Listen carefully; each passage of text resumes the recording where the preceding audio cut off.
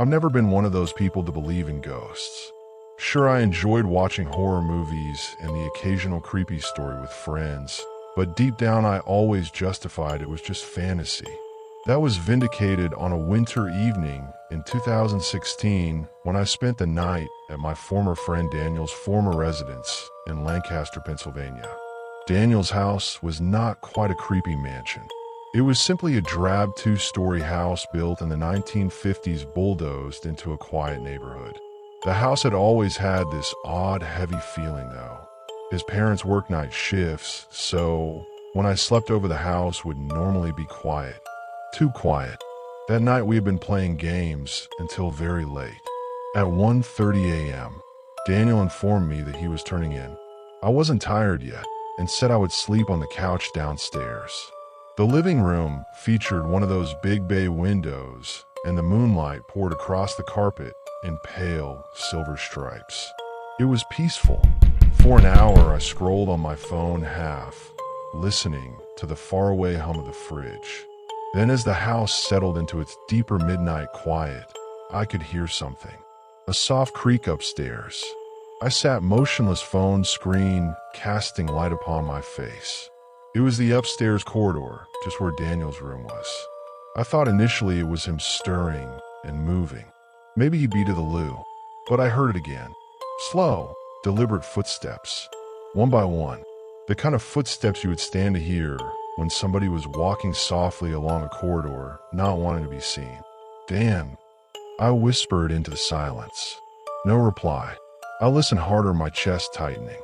The footsteps stopped for a moment, then resumed, more ponderous this time, pacing back and forth. I could picture someone up there, sloshing their feet, pausing, then walking again. I tried to brush it off. How's his creak pipe settle? That is all it was. But I glanced over at the clock, 2:44 a.m., and the footsteps hadn't stopped.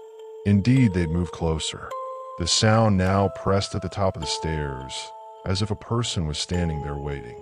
I finally found the courage to call out louder, Dan, you awake? In a matter of seconds, I heard his muffled voice behind his bedroom door. What? He was sounding sleepy. My blood drained out of my face. If he was in bed, then who or what was at the stairs? I was completely still, gripping the couch cushions with such force my knuckles throbbed. The footsteps faded away.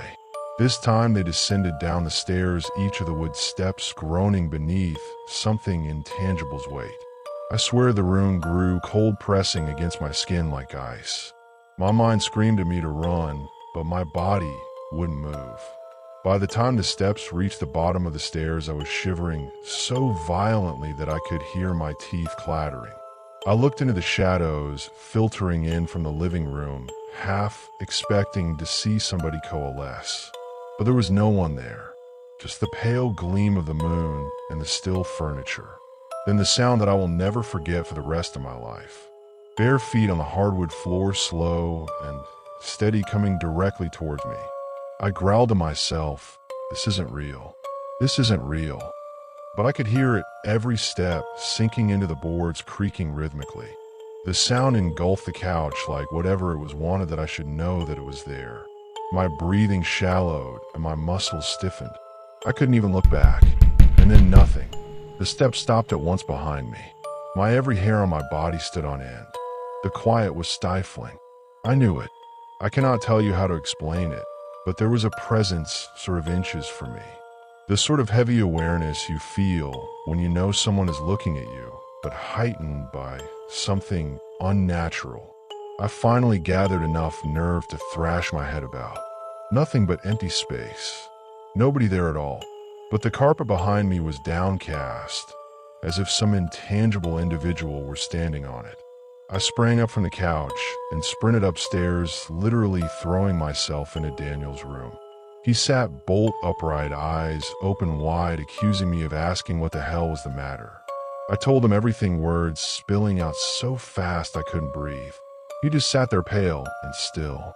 Then, after a silence as long as the night, he muttered, "You heard it too?" That's when my world shattered. Daniel told me he'd been hearing those footsteps since he was a kid. Always around the same time, between 2 and 3 a.m. He'd never mentioned it to me before because he thought I'd laugh, but he'd grown used to them. "I just don't go downstairs at night," he said quietly. I barely slept afterward. We were in his bedroom with lights on, both of us awake listening. At 3:12 precisely, we heard it once more. The stairs creaking, the dragging footsteps, but this time not a word from either of us. When morning finally came, the house was the same again, sunlight streaming in the rooms, as if nothing had happened. But to this day, I still hear those footsteps in my head, the slow, heavy tread of some unseen, some uninvited thing. And I'll never forget the cold realization that it wasn't the house creaking and shifting. Something or someone was stalking those halls, watching, waiting.